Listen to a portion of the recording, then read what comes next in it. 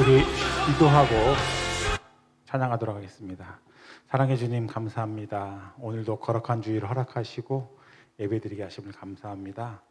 언제나 저희에게 새해 힘 주시기를 원하시는 주님, 오늘도 말씀을 통해 오늘 주일을 주님의 생명의 말씀을 통해 새 힘을 얻는 주일 될 수 있도록 주님께서 인도하여 주시옵소서. 감사드리며 예수님 이름으로 기도드리옵나이다. 아멘. 주 예수님 내 맘에 오사 찬양하도록 하겠습니다.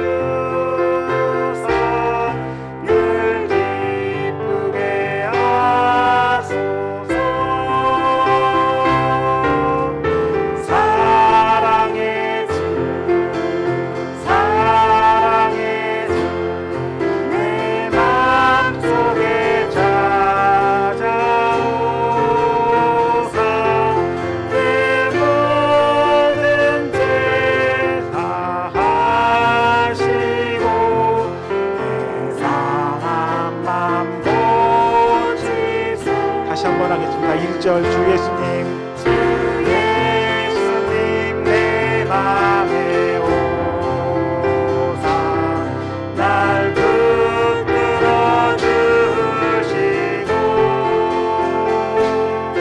내 마음에 새 힘을 주사 늘 기쁘게 하소서.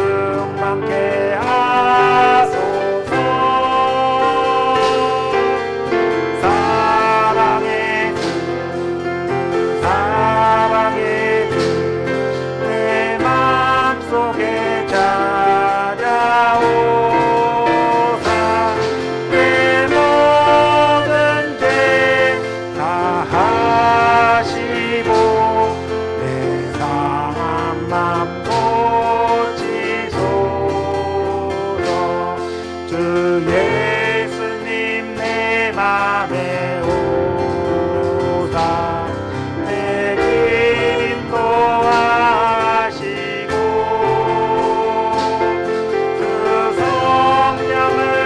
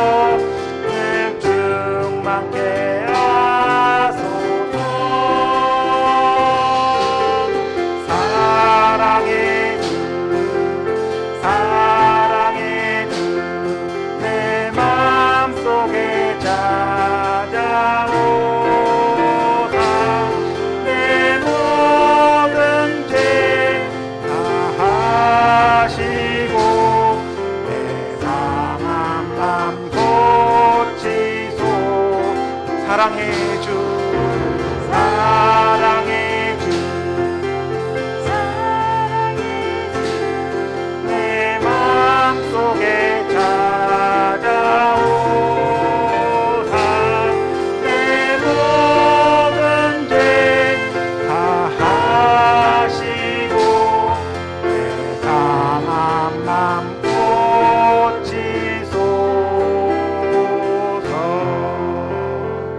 아멘.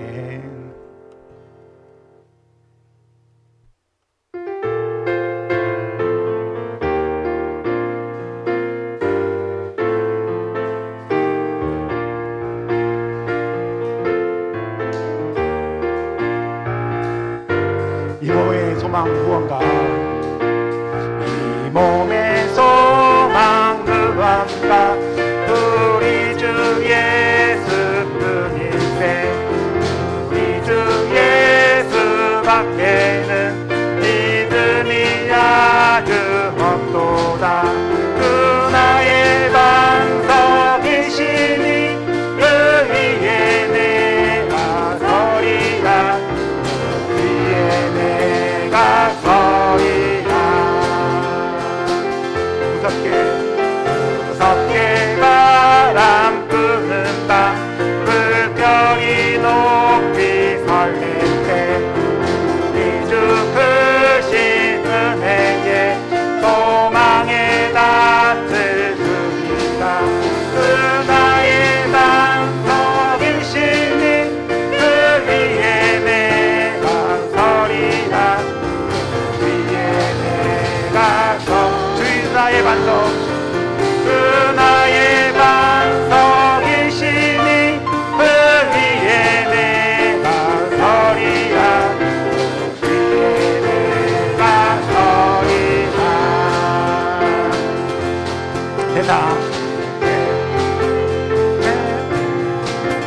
세상에 믿던 모든 것 끊어질 그날 되어도 그의 언약 믿사와 내 소망 더욱 크리다.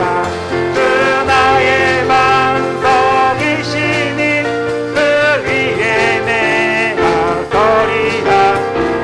위에 내가 서리라.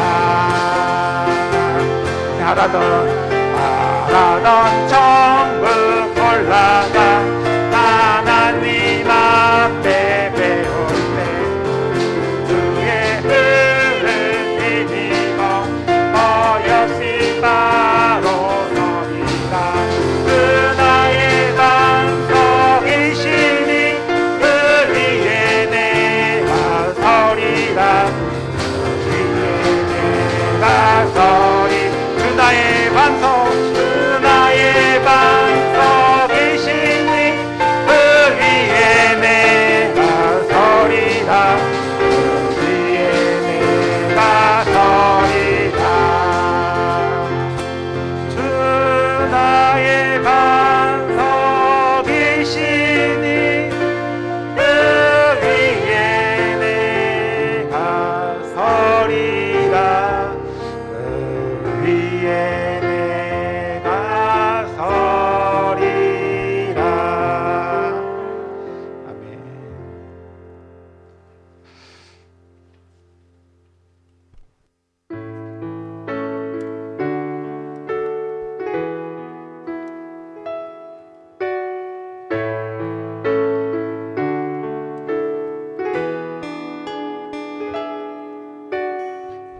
이 땅에 내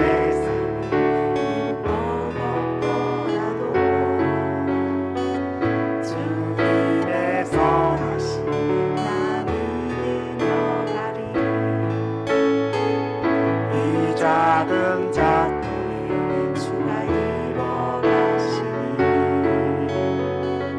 감사로 사는 삶 나 살기 원하네. 이 땅에 내 삶이, 이 땅에 내 삶이 비록 버겁더라도 주님의 선하신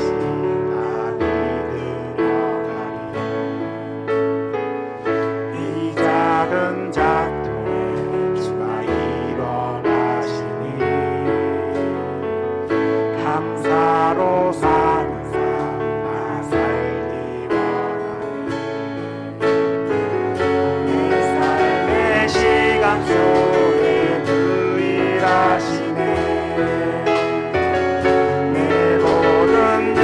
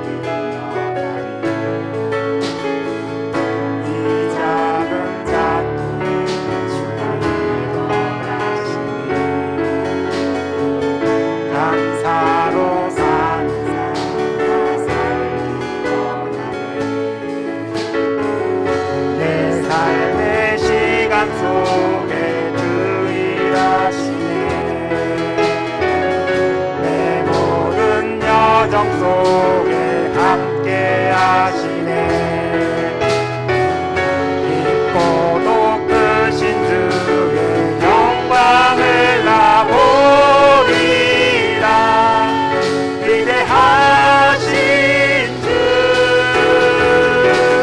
나는 주님께 속한 자 되어 주의 나라 위에 전심으로 살리라. 주의 마음에 합한 자 되어 맡기신 소명의 이름 나는 주님께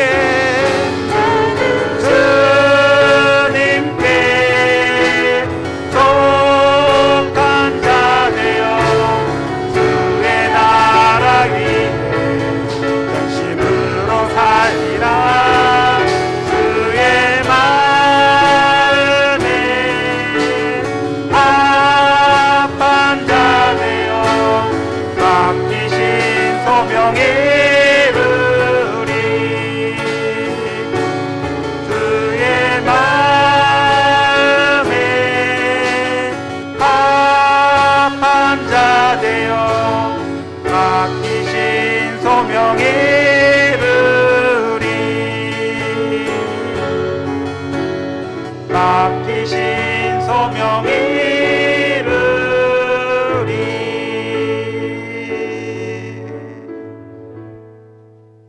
전능하사 천지를 만드신 하나님 아버지를 내가 믿사오며 그 외아들 우리 주 예수 그리스도를 믿사오니 이는 성령으로 잉태하사 동정녀 말에게 나으시고 본디오 빌라도에게 고난을 받으사 십자가에 못 박혀 죽으시고 장사한 지 사흘 만에 죽은 자 가운데서 다시 살아나시며 하늘에 오르사 전능하신 하나님 우편에 앉아 계시다가 저리로서 산 자와 죽은 자를 심판으로 오시리라.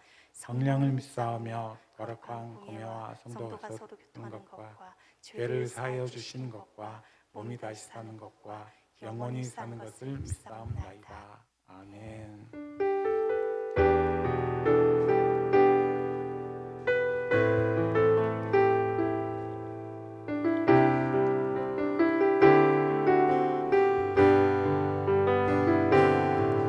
주께 가까이 날 이끄소서.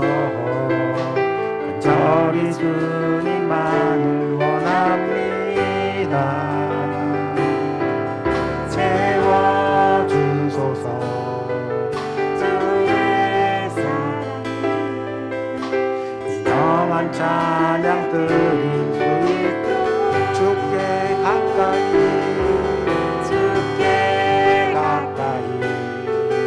날 이끄소서. 저리 주님만을 원합니다. 채워주소서. 주의 사랑을 영한 찬양 드릴 수 있도록 목마른 나의 영혼 주를 부르니 나의 맘 만져주소서. 주만을 원합니다. 더 원합니다. 나의 맘 만져주소. 목마른 나의 영혼 나의 영혼 주를 부르니 나의 맘 만져주소서. 주만을 원합니다.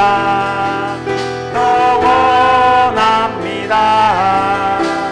나의 맘 만져주소서.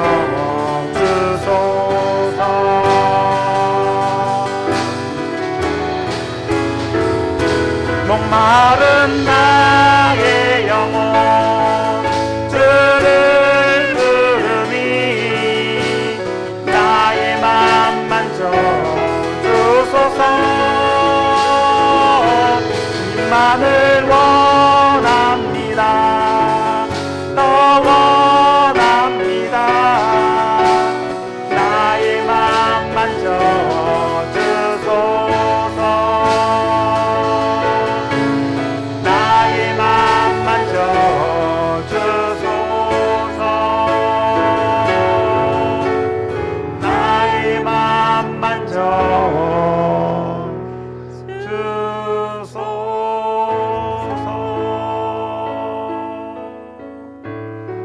예배를 위해서 말씀 전하실 목사님을 위해서 기도하는 시간 갖도록 하겠습니다. 사랑해 주셔서 감사합니다.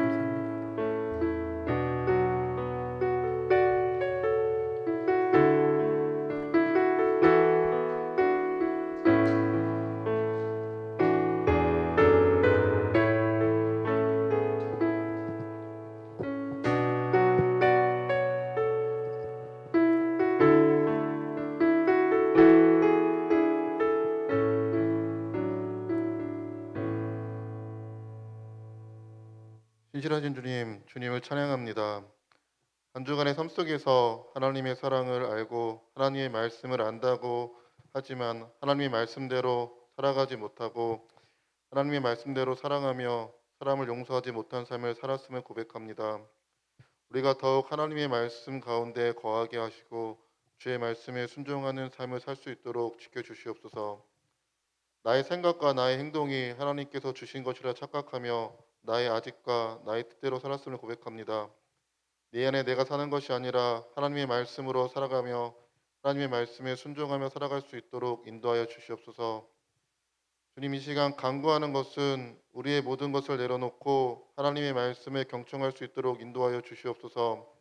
말씀을 듣고 돌아가는 것이 아니라 우리들의 삶이 변화되며 새로운 힘을 얻고 우리에게 오는 수많은 사단의 유혹을 뿌리치며 하나님의 자녀로 살아갈 수 있도록 인도하여 주시옵소서. 우리의 필요를 잘 아시는 주님, 오늘 이 예배를 통해 우리들의 문제가 해결될 수 있도록 도와주시옵소서. 그 문제를 바라보는 시각이 변할 수 있도록 도와주시옵소서. 코로나 팬데믹의 시대에 우리들의 신앙을 부여잡고 나갈 수 있도록 도와주시옵소서. 주께서 우리에게 하시고자 하시는 말씀이 무엇인지 경청하는 삶을 살 수 있도록 인도하여 주시옵소서. 하나님께서 우리와 함께 하심을 믿사오며 우리를 끝까지 사랑하시는 하나님의 은혜에 감사하며 우리의 소망 되신 예수 그리스도의 이름으로 기도드렸습니다.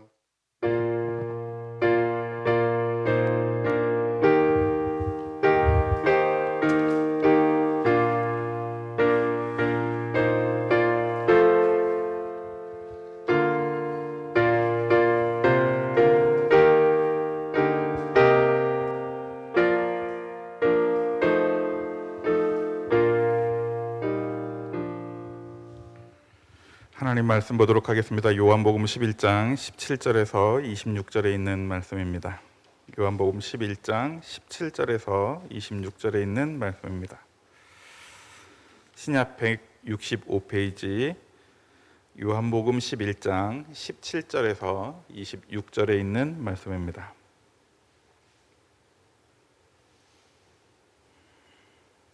요한복음 11장 17절에서 26절 한 절씩 교독하시겠습니다. 예수께서 와서 보시니 나사로가 무덤에 있은지 이미 나으리라.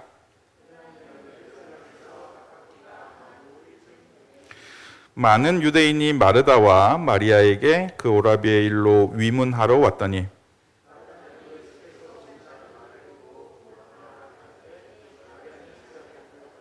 마르다가 예수께 여짜오되 주께서 여기 계셨더라면 내 오라버니가 죽지 아니하였겠나이다.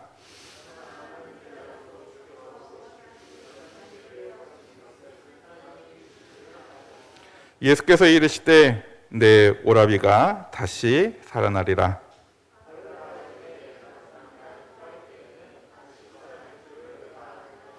예수께서 이르시되 나는 부활이요 생명이니 나를 믿는 자는 죽어도 살겠고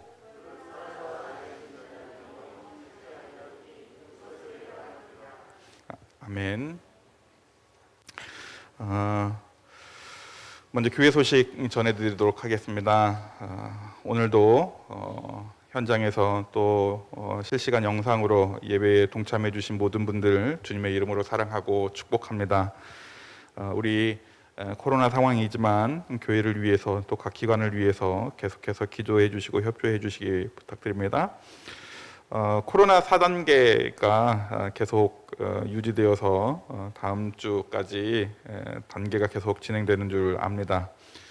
내일부터 종교 행사에 대해서는 규모에 따라서 이제 우리 교회 같은 경우에는 19명 기준으로 예배할 수 있고 더 큰 교회는 99명까지 한 번 행사에 99명까지 그렇게 할 수 있다라고 들었습니다. 그래서 다음 주부터는 9시 주일학교 예배를 그 현장 예배로 동시에 열면서 실시간 예배도 같이 진행하려고 합니다. 지금 이 시간에 이 자리에 우리 그 예배 스태프들로 계시는 분들이 대략 그 비슷한 수가 되고, 또 주일학교 같은 경우에는 그거보다는 조금 적은 숫자가 될 수 있을 것 같아서 9시 예배를 진행하려고 하니까 참고해 주시기 바랍니다. 새벽 기도회와 수요 기도회는 여전히 개인 기도로 동참해 주시기 바랍니다. 또 8월 16일부터 20일까지 계획하는 특별 기도회도 저녁 시간에 하려고 합니다. 주로 학교 교직원들 중심으로 이렇게 진행될 것 같은데, 숫자를 세 보니까 이 기도회도 우리 그 좌석수에 비해서 얼추 가능할 것 같습니다. 그래서 일단은 진행하는 의미로 준비를 하고 있습니다. 그래서 우리 성도들도 기도하는 자리로 생각해 주시고, 개인 기도 뭐 의미를 포함해서 기도하는 자리로 생각해 주시고, 1년의 하반기를 준비한다, 뭐 이제 학교 일정으로는 2학기 준비한다, 이런 느낌도 있지만 전체적인 우리 신앙 여정을 통해서 하반기를 준비한다, 기도로 준비한다, 그런 의미로 함께 동참해 주시면 좋겠습니다. 같이 말씀 나누도록 하겠습니다. 오늘 우리가 함께 나누려고 하는 말씀은 부활이요 생명이니 라고 하는 제목으로 말씀을 나누겠습니다. 부활이요 생명이니 라고 하는 말씀은 예수님 자체 스스로를 그렇게 표현하신 표현 중에 하나입니다. 오늘 말씀을 준비하면서 일단 함께 서두에 나누려고 하는 것은, 인생을 성공하는 사람들을 보면 여러 가지 성공 요인들이 있는데, 그 성공 요인들 중에 가장 큰 것을 차지하는 게 개인적인 능력, 뭐 환경, 또 뭐 재력, 이런 것들이 많이 있습니다. 근데 본인이 할 수 있는 일과 본인이 할 수 없는 일, 뭐 여러 가지들이 작용하는데, 본인이 할 수 있는 일들 중에 가장 많은 부분을 차지하는 게 본인이 노력하고 또 학습하고 훈련하고 하는 일들인 것 같습니다. 근데 그 부분 중에서도 본인이 할 수 있는 일들 중에서도 가장 성공 요인으로 큰 부분을 차지하는 게 어쩌면 지식인 것 같습니다. 뭐 같은 의미에서 꼭 지식뿐만 아니라 몸으로 하는 표현의 경험이라고 표현할 수도 있고, 또 어떻게 보면 뭐 이제 그게 능력이라는 표현으로 바꿔 표현할 수도 있는 것 같습니다. 또 약간은 다른 의미에서 군대적인 용어이기도 하지만, 그 성공하려면 정보가 얼마나 많이 있느냐, 이렇게 표현할 수도 있는 것 같습니다. 그런 의미에서 우리가 인생을 성공으로 나아가는 가장 중요한 비결, 이제 신앙적인 표현에서 우리가 어떻게 하면 구원을 얻을 수 있을까, 어떻게 하면 영원한 천국에 들어갈 수 있을까라고 하는 부분에서 우리가 할 수 있는 일, 사실은 예수님을 믿는 믿음으로 천국 갑니다, 이것 말고 더 설명할 수 있는 것은 없으니까, 반대로 현실적인 의미에서 우리가 그러면 예수님을 믿는 것이 정확한 믿음인가, 내가 잘 믿고 있나, 이걸 확인하는 측면에서 지식, 정보 또는 경험적인 의미에서 예수님이 정말 구세주이신가, 또 예수님이 우리를 구원할 그리스도가 맞나, 구약에서 계속해서 말씀해오고 있고 이미 예수님이 승천하셨다고 하는 그런 의미로 예수님을 바라보고 있는 우리의 현 시점에서 우리가 계속 지금 예수님의 기적을, 예수님이 행하신 이적들을 살펴보는데, 그런 의미에서 그런 정보, 지식을 오늘 말씀을 통해서 한 걸음 더 확신할 수 있는 중요한 말씀이 오늘 본문 말씀입니다. 저희 집에 고3 수험생이 있잖아요. 그 고3 수험생이 어떤 대학에, 자기가 원하는 대학에 합격하려면 그 대학이 원하는 그 대학이 어떤 학생들을 선발하고 어떤 조건을 갖추고 있어야 되는 정보가 필요합니다. 그리고 그 정보에 부합하면 합격하는 것이고, 그거에 부합하지 않으면 탈락하겠죠. 직장에 취직하는 부분도 그렇고, 또 어떻게 보면 결혼도 그런 부분이 없지 않아 있고, 뭐 정치적인 의미도 내가 지지하는 후보가 어떻게 하면 당선이 될까, 아니면 또 정치적으로 이익을 얻을 수 있을까, 뭐 이런 것들도 사실은 그런 의미에서 지식 또는 그런 의미에서 정보에 해당하는 부분입니다. 오늘 역시 우리가 믿는 그 예수님, 우리가 믿는다라고 표현하는 것으로 끝나기는 하지만, 너무 심플하게 표현되는 표현이기는 하지만, 그 믿는 믿음이 분명한가, 지금 현재 우리의 입장에서 예수님을 믿는다고 고백하고 있는 많은 성도의 입장에서 그 예수님이 분명히 구세주이십니다라고 확신할 수 있는 확인 작업의 의미도 포함되어 있다는 것을 참고하시면 좋겠습니다. 오늘 우리가 살펴보고 있는 장면은 예수님께서 나사로를 살리시는 장면입니다. 어쩌면 신앙생활에 신앙의 연륜이 있는 분들은 이 말씀은 뭐 1년에 한 번은 최소한 듣는 그런 말씀이 아닐까 싶습니다. 또 주일학교 학생들은 이 부분에 있어서 뭐 찬양도 있어서 뭐 자주 듣는 그런 그 구절 중에 한 부분이기도 합니다. 그럼에도 불구하고 이 말씀이 우리에게 중요하고 그렇게 자주 듣는 이유는 그만큼 예수가 누구인지 명확하게 소개하고 있고 확신할 수 있는 말씀이기 때문에 우리가 이 말씀을 다시 한번 예수 그리스도를 온전히 믿고 구주로 확신하는 의미로 살펴보기를 원합니다. 이 나사로를 살리는 이 말씀에서 우리가 살펴봐야 되는 중요한 장면은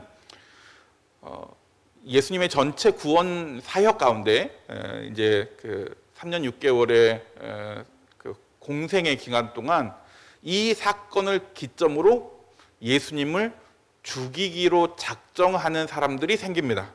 그들이 유대 지도자들이죠. 바리새인들을 포함한 유대 지도자들이 이 사건을 기점으로, 그전에는 단순히 미워하는 수준이었다면 이 사건을 기점으로 예수님을 죽여야 되겠다, 죽일 구실을 찾고 어떻게 죽일까, 죽일 계획을 합니다.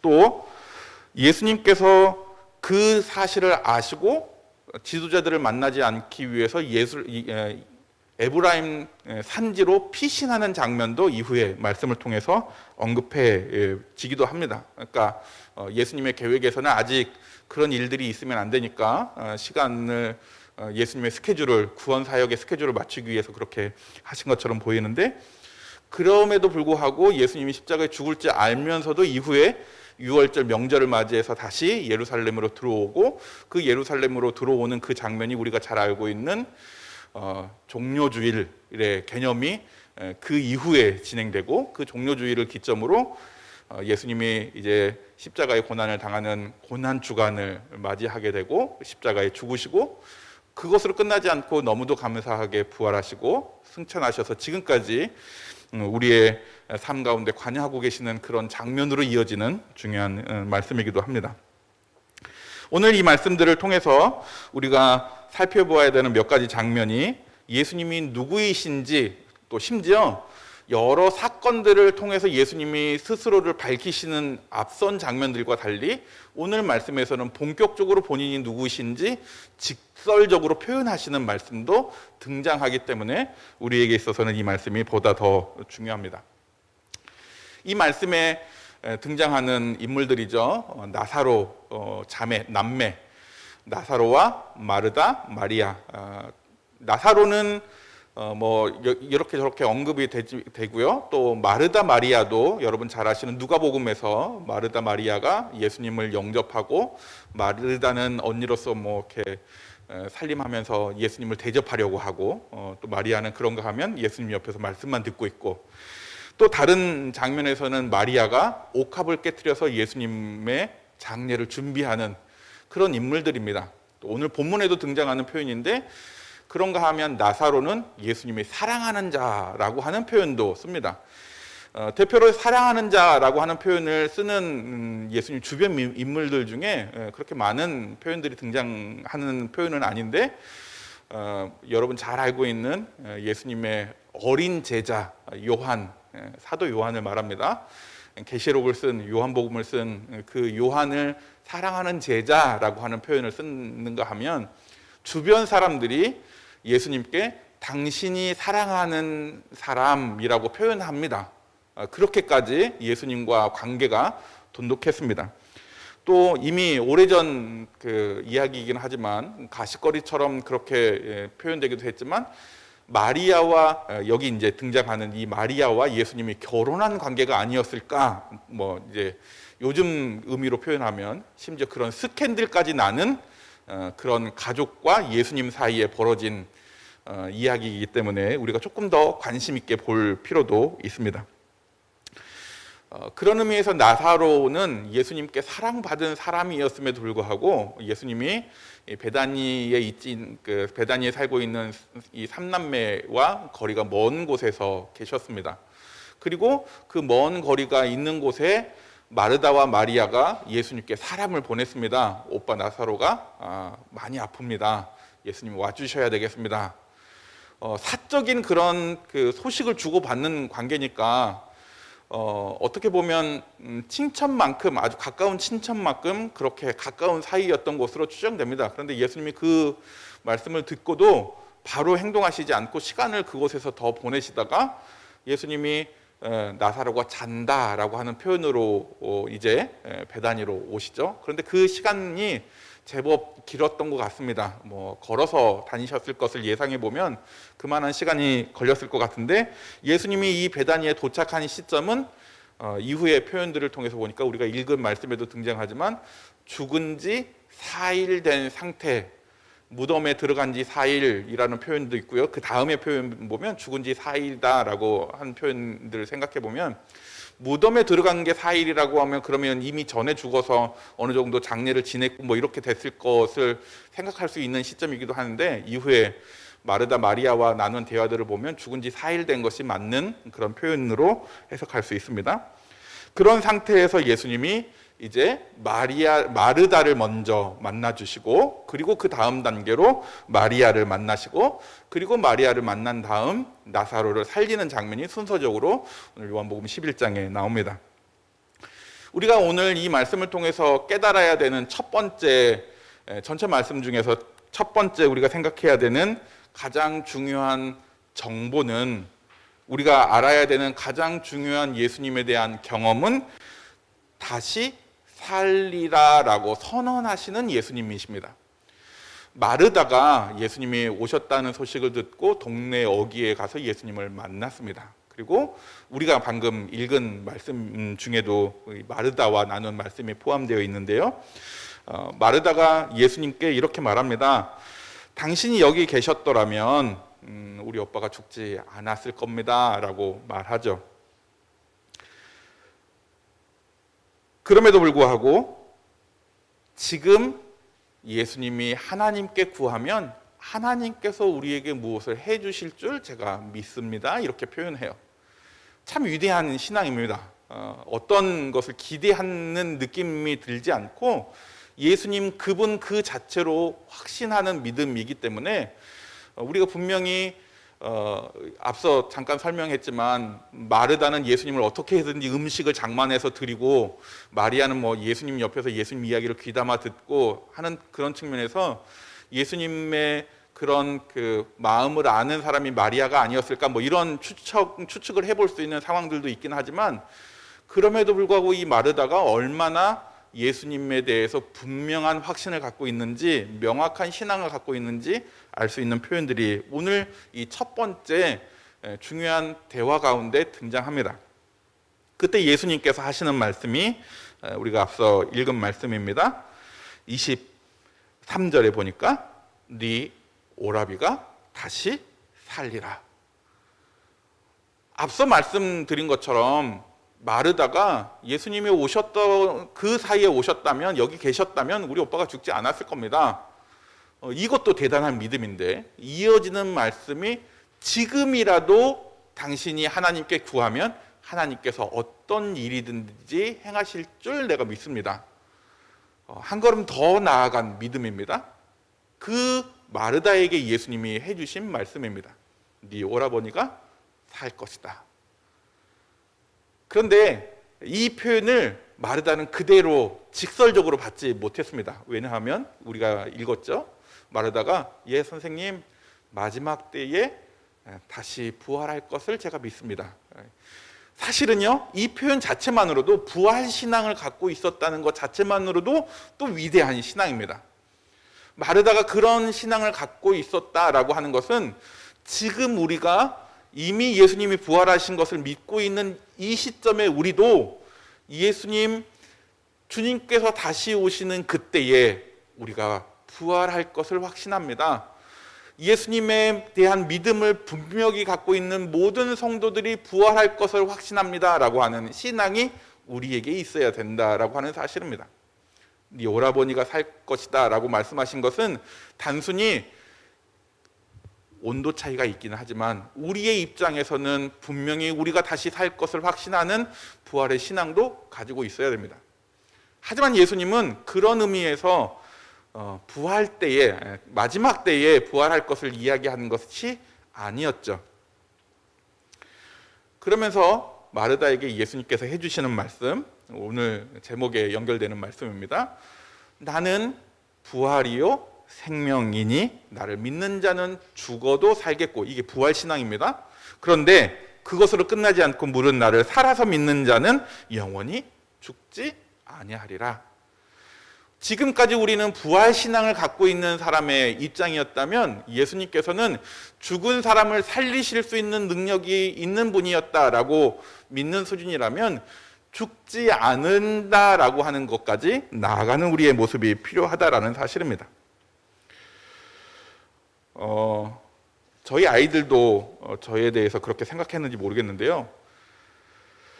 우리가 우리 자녀들을 키울 때 보면 자녀의 입장에서 부모는 능력자였습니다. 다솔이도 부모님에 대해서 그렇게 생각하는지 몰라요. 저희 아이들이 저기 뒤에 앉아 있는데 저희 아이들도 그렇게 생각했는지 모르겠습니다. 제가 느낄 때 저희 자녀들은 저에 대해서 그렇게 생각했던 게 아닐까 스스로 착각하는 그런 느낌이 없지 않아 있습니다. 근데 사춘기 능력쯤 사춘기 때쯤 지나면서 보니까 무조건 반대요. 아니요. 왜요? 갑자기요? 저희 애들이 요즘 자주 쓰는 표현입니다. 갑자기요? 뭐 그런 표현을 써요. 무조건 거부하고 반대하고 무조건 잔소리라고 듣고 잘못됐다고 생각하고 뭐 이런 것 같아요. 그러면서 부모는 간섭하는 사람, 귀찮게 하는 사람으로 생각되어지는 것 같습니다. 근데 제가 지금 저희 자녀들을 키우면서 느끼는 느낌은 나도 우리 부모에게 저렇게 했겠구나 라는 마음이 들죠. 그러면서 부모에 대해서 반감이나 부모에 대해서 왜 우리 부모는 저러실까에 대한 느낌에서 역시 저는 둘밖에 안 되는데 저희 부모님은 넷이다 보니까 어떻게 넷을 키우셨을까 이런 마음으로 바뀌기 시작하는 거죠.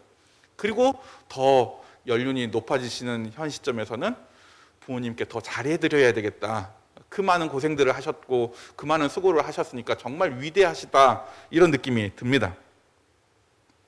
그런 의미에서 우리의 예수님께서 다시 살리라라고 말씀하신 그 말씀도 부모님이 내가 사춘기 때 생각했던 그 말들을 잔소리라고 생각하고 있는 현실적인 시점을 생각해 본다면 조금 더 지나면 조금 더 알게 되면 조금 더 경험하게 되면 그 예수님의 말씀 다시 살리라라고 하는 그 말씀이 허언이 아니고 간섭하기 위해서 한 말이 아니고 귀찮아서 우리가 알아요 안다고요 됐다고요 그만하셔도 된다고요 하는 수준의 표현이 아닌 것을 깨닫는 우리가 되었으면 좋겠습니다.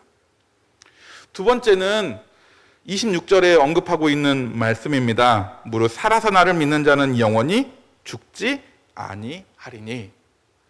여러분, 우리가 영원히 죽지 않는 존재가 되었다는 것도 은혜 가운데 있기를 원합니다. 그런데 내가 그렇게 된 것이 아니고 내 능력으로 그렇게 된 것이 아니고 예수 그리스도를 통해서 영원히 죽지 않게 되었다라고 하는 사실입니다.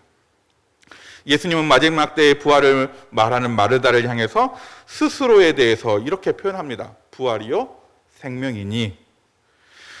그런데 사실은 부활은 죽음에 대한 극복이고 생명은 예수님은 부활이다, 생명이다 이렇게 표현하시는 의미에서 예수님은 죽음을 극복하신 분이시다라고 하는 부분에서 부활이라면 생명은 살아 움직이는 개념입니다. 여러분도 즐겨 보시는지 모르겠는데요. 요즘 올림픽 때문에 제대로 방송을 안 해서 좋아하는 드라마가 목요일 날 하는 드라마가 가끔 끊기고 그래서 조금 아쉬워요.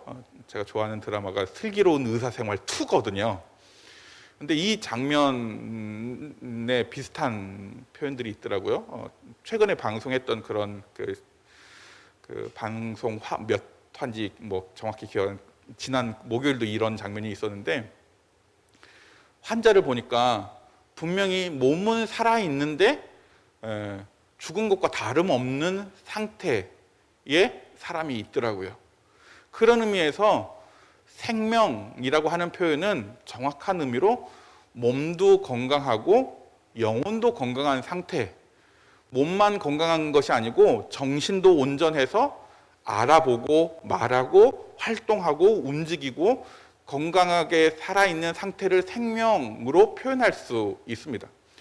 그런 의미에서 예수님을 분명히 보면서도 그분이 예수님인지 알고 믿고 인정하는 것이 성도의 생명이 있는 상태라고 표현할 수 있겠습니다.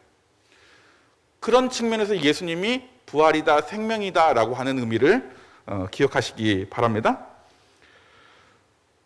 나의 믿음이 예수님을 생명으로 인정하고 있나가 분명한 예수님에 대한 바른 믿음이라고 표현할 수 있습니다.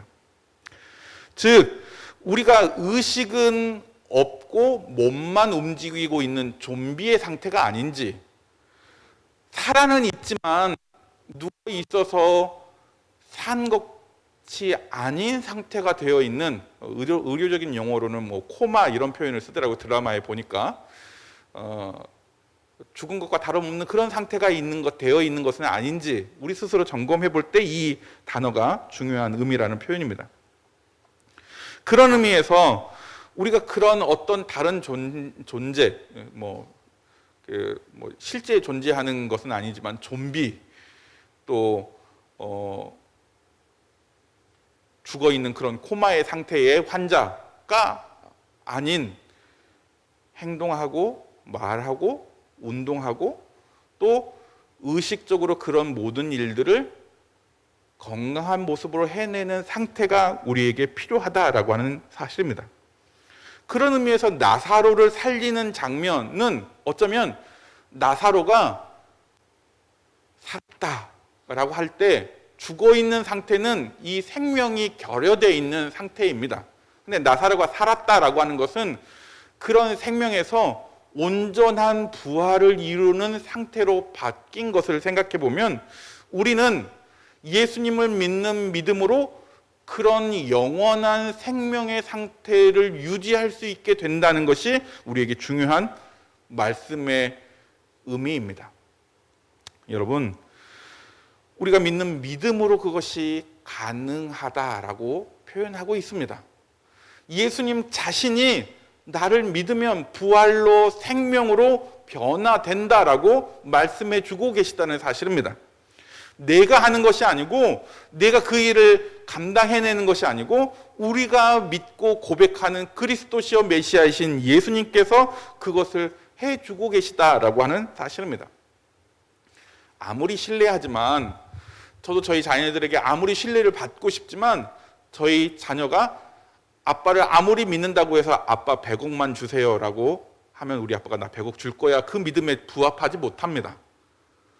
그런 허황될 수밖에 없는 그런 믿음의 대상이 아닌 예수를 믿는 믿음으로 새 생명을 얻고, 생명을 얻는 수준이 아니라 그 생명을 영원히 유지하는 능력을 갖고 계시는 분이 예수님이시다라고 하는 사실입니다.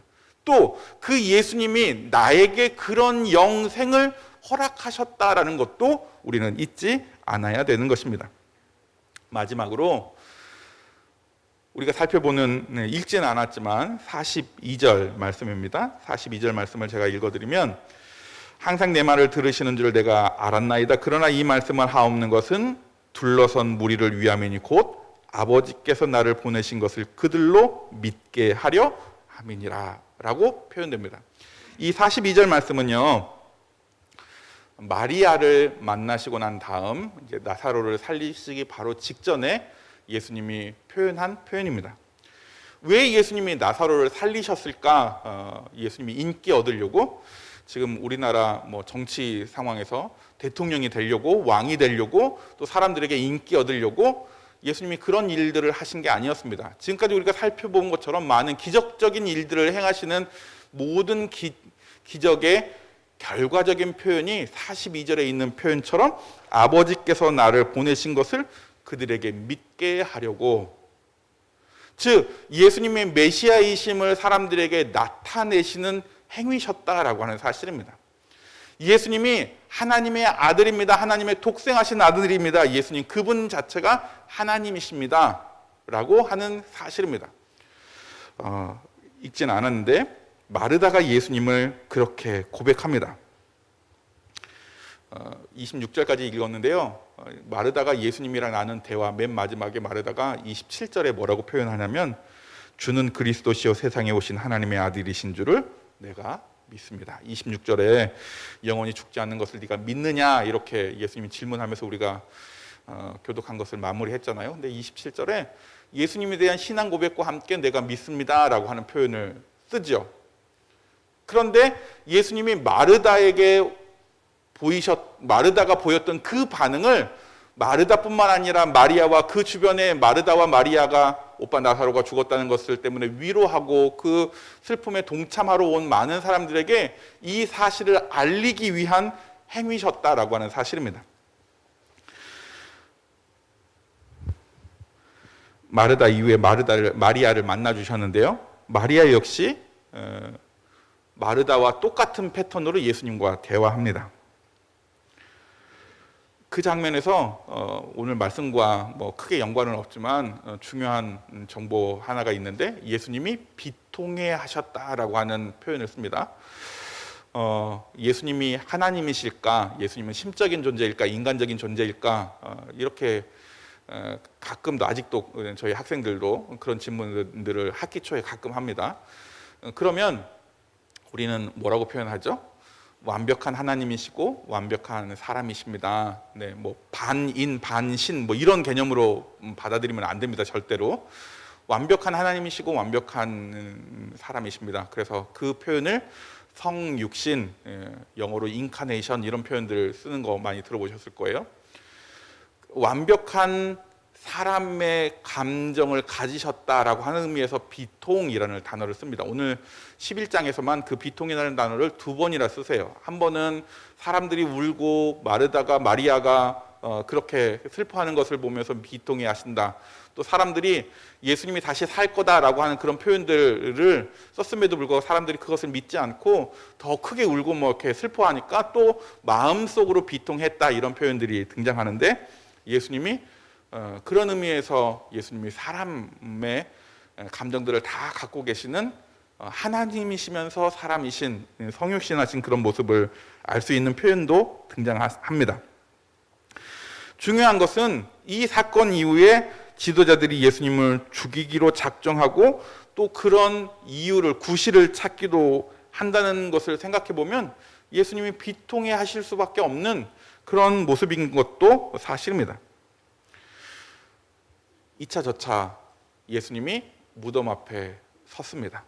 그리고 무덤 문을 열어놓도록 하시고 외치십니다. 나사로야 나오너라. 실제로 이 설교 준비하면서요, 한번 소리쳐 볼까? 예수님이 어떤 크기로 목소리로 말씀하셨을까? 저는 방금 너무도 조용하게 나사로야 나오너라 이렇게 얌전하게 말씀하셨을까? 뭐 예수님의 능력이라면 아무리 작게 말씀하셨어도 그 말씀에 파워가 있기 때문에 분명히 나사로가 나왔을 거예요. 근데 제 느낌상 주변 사람들이 다 이 사건을 통해서 예수님이 누구인지 알기를 원하셨기 때문에 큰 소리로 말씀하시지 않았을까 생각해 봅니다. 나사로야 나오너라. 그리고 나사로가 나왔습니다. 표현해 보니까 배가 그의 몸에 동여져 있었고 얼굴은 수건을 덮여져 있었다. 그 바로 전에 마리아가, 선생님 우리 오빠가 죽은 지 4일이나 됐습니다. 냄새도 납니다. 썩었다는 거죠. 그런데 예수님이 나사로야 나오너라라고 하는 말씀을 선언하시고 외치시자 정말로 죽었던 나사로가 걸어서 나왔습니다. 그리고 예수님이 사람들에게 말씀하십니다. 다닐 수 있도록 배를 풀어주고 몸을 편안하게 해주어라. 우리가 앞서 표현한 것처럼 본 의미에서의 생명을 부여하게 된 장면입니다. 어쩌면 그 선언 이전에 나사로는 부활이요 생명이니라고 표현되시는 예수님의 그런 상태에서 부활은 기대하는 수준의, 생명은 아직 잃어버린 상태의 위치에 있었다면 이제 나사로야 나오너라라고 하는 이 선언이 있은 이후부터는 본 의미에서 부활도 본 의미에서 생명도 갖게 된 나사로가 되었다라고 하는 사실이죠. 우리가 바로 부활이고 생명이신 그 예수님을 믿는 믿음으로 끝나는 것이 아니고 이제 우리도 부활로, 이제 우리도 생명으로 나아가는 성도들이 되어야 되는 것입니다. 죽은 지 4일이나 되었고 썩어서 냄새도 났습니다. 그렇지만 예수님이 말씀하실 때 그것이 이루어졌습니다. 움직였습니다. 숨을 쉬기 시작합니다. 활동합니다. 걷습니다. 그리고 많은 사람들이 그 장면을 보고 놀라고 예수님을 믿었다라고 되어 있습니다. 여러분, 그렇게 하신 분이 예수님이십니다. 우리에게도 그것을 원하십니다. 우리가 죽은 지 4일 된 죽음의 상태로 생명이 없는 상태가 되었던 그런 우리의 과거의 모습이었다면 예수님을 만났고 믿음으로 부활하고 생명이 우리에게 다시 주어짐으로 인해서 움직이고 활동하는 것을 통해서 우리 주변 사람들이 저것이 예수 믿는 사람의 본 모습이구나라고 깨닫는 은혜가 되기를 원합니다. 다른 의미에서 회개이어야 되기도 하고 다른 의미에서 변화이기도 해야 되는 것입니다. 그런데 그것을 통해서 우리가 궁극적으로 나아가는 것은 내가 변하는 것, 내가 회개하는 것, 당연히 옳은 표현이지만 그런 과정을 통해서 예수님에 대한 온전한 믿음, 온전한 확신을 갖는 우리가 되기를 원합니다. 정말로 예수 믿으면 천국 가요? 예, 갑니다. 라고만 우리가 확신을 주는 것이 아니라 그런 의미에서 우리의 삶이 예수를 믿는 믿음으로 부활로 생명으로 나아가는 양주 꽃동산의 모든 성도들이 될 수 있기를 원합니다. 기도하겠습니다. 사랑과 은혜가 풍성하신 아버지 하나님, 하나님의 귀한 사랑을 감사를 드립니다. 오늘도 우리에게 은혜를 주셔서 주님 전에 나와 예배하며 하나님 앞에 우리의 모습을 점검하게 하여 주신 것 감사합니다. 주님, 우리에게 말씀하신 것처럼 죽음 가운데 있는 우리가 부활로 생명으로 나아갈 수 있는 비결을 알게 해 주셨습니다. 단순히 습관처럼 고백하는 그 고백이 아닌 삶의 변화로 우리의 영생을 얻는 의미로 예수 그리스도를 구주로 영접하고 믿음으로 나아가는 저희들 다 되게 도와주시옵소서. 그런 모습에서 예수님은 부활이시고 생명이신 것을 확신하는 저희들 되게 도와주시옵소서. 주님이 함께 해 주실 것을 믿고 감사하며 예수님 이름으로 기도하옵나이다. 아멘. 찬송가 425장 찬양하시겠습니다. 주님의 뜻을 이루소서. 고요함 중에 기다리니 진흙과 같은 날 비추사 주님의 영상 만드소서. 주님의 뜻을 이루소서. 주님 발 앞에 엎드리니 나의 맘속을 살피시사 눈보라 희게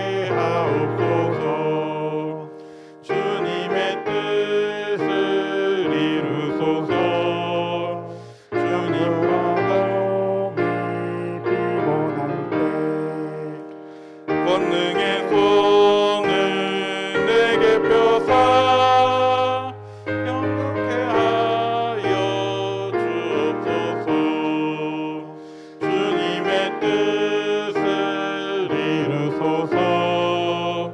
온전히 나를 주장하사 주님과 함께 동행함을 만민이 알게 하옵소서. 아멘. 사랑과 은혜가 풍성하신 아버지 하나님, 하나님의 귀한 사랑을 감사를 드립니다. 오늘도 주님께 받은 바 은혜에 감사해서 귀한 예물을 준비하여 드립니다. 이 예물 기쁘게 받아 주옵소서. 예물이 사용되는 곳마다 주님의 뜻이, 주님의 나라가 확장되며 주님께 영광 돌려드리는 일들이 있도록 은혜 내려 주시옵소서. 물질을 드린 손길들에게 하늘의 복으로 채워주시되 물질의 복을 더하여 주시고, 물질의 복뿐만 아니라 물질을 잘 다룰 수 있는 지혜와 나눌 수 있는 넉넉함도 더하여 주시옵소서. 뿐만 아니라 주님, 저들의 삶을 통해서 모든 만나는 사람들에게 예수 그리스도를 자랑하며 소개하며 복된 삶을 누릴 수 있는 주님의 증인된 삶을 사는 자녀들 되게 도와주시고, 또 우리의 모든 삶을 통해서 하나님께 영광 돌려드릴 수 있도록 인도해 주시옵소서.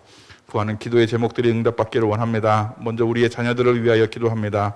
하나님, 군에 있고 또 유학 중에 있고 또 학업 중에 있는 자녀들, 직장 생활 중에 있는 자녀들 일일이 간섭해 주시고 함께 해 주셔서 그들이 어디에 있든지 무엇을 하든지 사랑받고 인정받고 칭찬 듣는 우리의 자녀들이 되게 도와주시옵소서. 하나님, 우리의 모든 삶을 통해서 그리스도가 부활이시고 생명이신 것을 고백하며 나아가는 저희들 될 수 있도록 도와주시옵소서. 병 중에 있는 지체들도 있습니다. 또 문제를 안고 있는 지체들도 있습니다. 그 어떤 상황에서도 하나님이 함께 해주시고 위로해 주시고 힘을 더하여 주시며 능력을 더하여 주시옵소서. 주님이 붙드시고 함께 해주실 것을 믿고 감사하며 예수님 이름으로 기도하옵나이다. 아멘. 다 자리에서 일어나셔서 이런 교회 되게 하소서 찬양하면서 이후에 축도로 예배 마치겠습니다.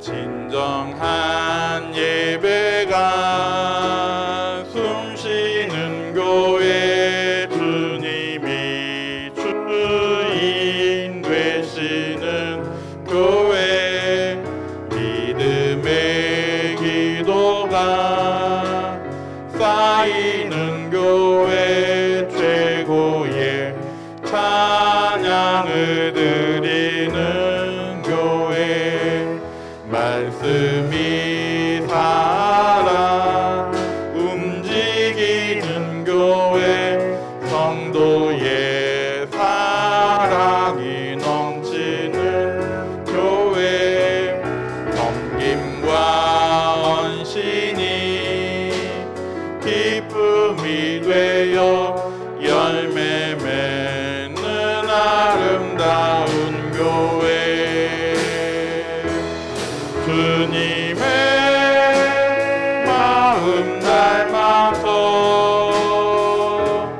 이웃을 사랑하는 교회,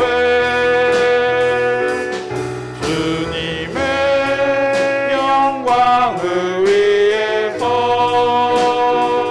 빛 되신 주님 전하는 교회, 사랑의 불꽃이 활짝 피어나 날마다 사랑에 빠지는 교회, 주께서 사랑하는 우리 교회가 이런 교회 되게 하소서. 지금은 우리 주 예수 그리스도의 은혜와 아버지 하나님의 사랑과 성령의 교통하심이 지금 이 자리에 나와 예수님이 부활이요 생명이신 것을 믿음으로 확신하며 고백하며 나아가기로 다짐하는 자녀들 위해 삶을 통해서 언제나 부활 신앙을 갖고 영생의 생명을 소유한 사람으로서의 삶을 살기로 다짐하는 교회와 각 가정 위에 이 나라 이 민족 위에 이제로부터 영원토록 함께 있을지어다. 아멘.